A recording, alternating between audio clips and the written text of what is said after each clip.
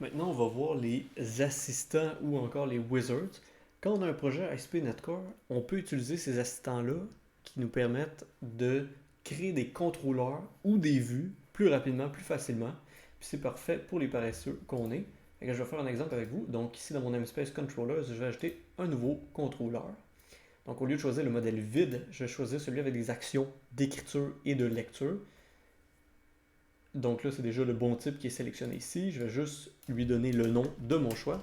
Moi, j'aimerais ça avoir un contrôleur pour afficher, lister, supprimer, créer, modifier des abeilles. Donc la classe bee dans mes modèles. Donc je vais lui donner ce nom-là, RW pour read, write, mais ça c'est un choix arbitraire. L'important c'est que votre controller euh, contienne controller dans son nom. C'est la convention à suivre. Fait que je crée mon contrôleur. On remarque qu'il vient déjà avec plusieurs actions dedans déjà créées. Là, pour l'instant, il n'y a pas de vues qui sont créées en lien avec ces actions-là. Fait que là, mon contrôleur, il ne marche pas tout à fait pour l'instant. Euh, il va juste falloir que je crée ces vues-là d'abord. On peut voir que pour certaines actions, il y a des espèces d'annotations comme ça au-dessus. Tu sais, j'en ai ici, j'en ai ici. On va juste faire une pause pour voir à quoi servent ces annotations-là. Déjà, ça s'appelle des attributs d'action. On en a déjà vu dans un cours précédent.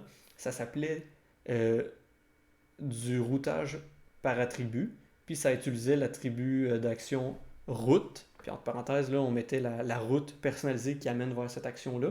Fait que ça, c'en est un exemple d'attribut d'action. Mais là, on en voit deux autres types. D'abord, HTTP post. Ça, c'est juste pour dire que l'action s'attend à recevoir des requêtes de type post. On se souvient quand on envoie un formulaire, on a le choix entre les méthodes get et post. Donc, dans ce cas-ci, il faudrait recevoir une requête de type post pour cette action-là si on spécifie ceci. La deuxième annotation est un petit peu plus spécifique, est un petit peu plus spéciale. Ça permet de prévenir les attaques de type cross-site request forgery. Je vais vous en faire je vais vous raconter un petit exemple de ce type d'attaque-là.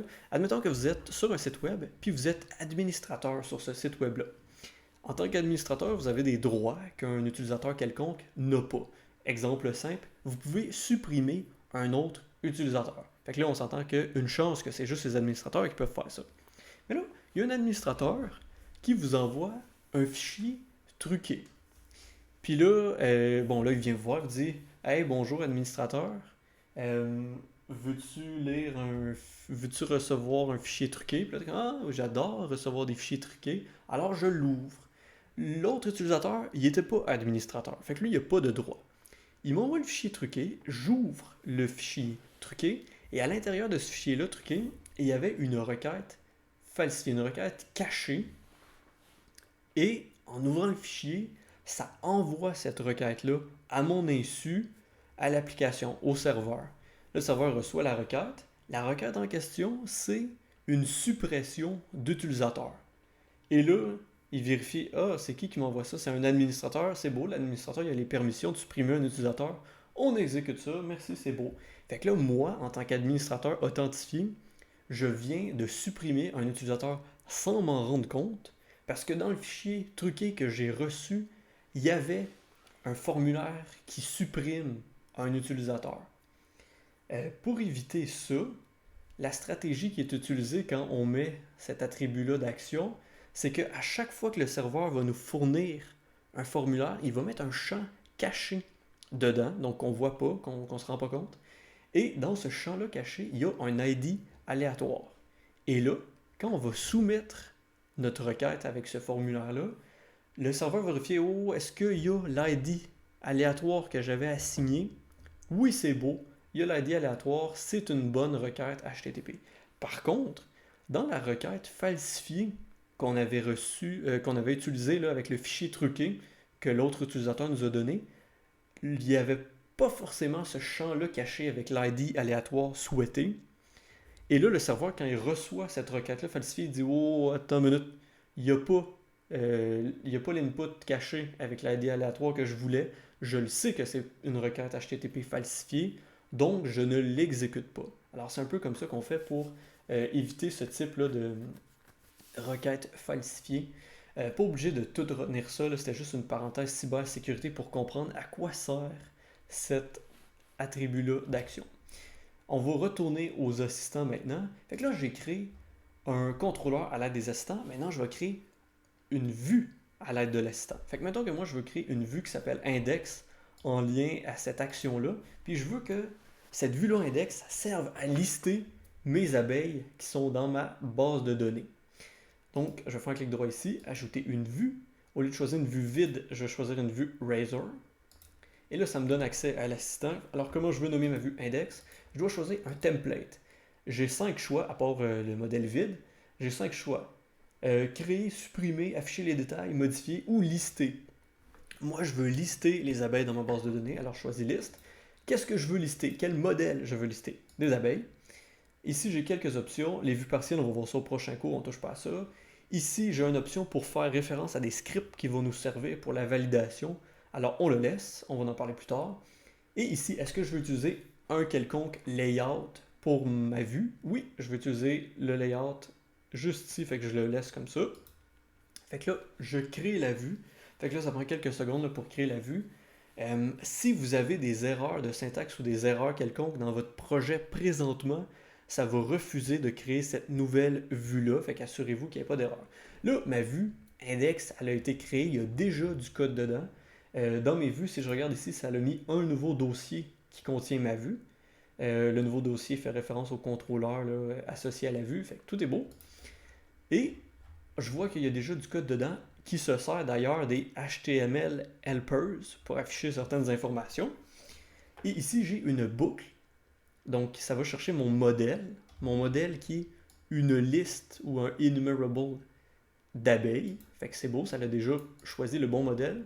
Et ça va itérer à travers toute ma liste d'abeilles pour afficher leurs informations avec des HTML helpers. Donc c'est super, le code est déjà tout présent, c'est beau.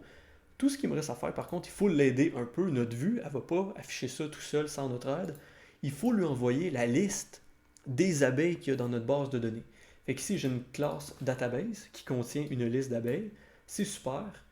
Dans Startup, je vais juste m'assurer d'avoir créé un singleton pour ma base de données. C'est beau, c'est fait. Fait que là, mon contrôleur, je veux lui ajouter une référence vers ma base de données pour qu'il puisse utiliser la liste qu'il y a à l'intérieur. Fait que ici, j'ajoute une propriété qui va être une référence. Là, mon contrôleur, il ne sait pas c'est quoi une database. Fait que je vais juste ajouter using models pour qu'il sache c'est quoi. Et je vais créer un contrôleur pour un constructeur pour ce contrôleur-là pour qu'il puisse recevoir un paramètre de type database. Donc là, c'est beau. Quand le contrôleur se fait instancier, il reçoit une database puis il a accès à notre singleton de la base de données. Et là, moi, je veux envoyer à cette vue-là la liste d'abeilles qu'il y a dans ma database.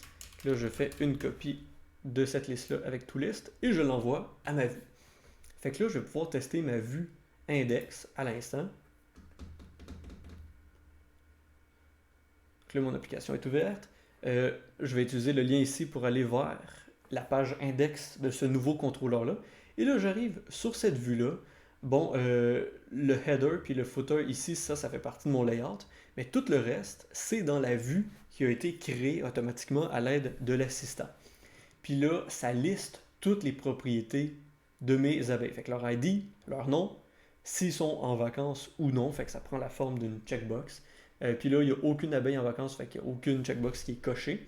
Puis là, j'ai la description de mes abeilles. Ici, on remarque que j'ai des liens. Ça aussi, c'est un lien, là, mais il n'est pas activé pour l'instant. C'est des liens, mais pour l'instant, ils ne fonctionnent pas. C'est des liens qui font référence aux autres actions dans mon contrôleur que j'ai créé avec l'assistant. Pour l'instant, on n'a pas créé de vue pour ces autres actions-là. Puis on n'a pas modifié les actions là, du contrôleur. Donc, pour l'instant, ça ne fonctionne pas, mais on va créer la vue Edit dans une prochaine vidéo, puis ça va devenir fonctionnel, ce lien-là. Donc, c'est tout pour cette vidéo-là.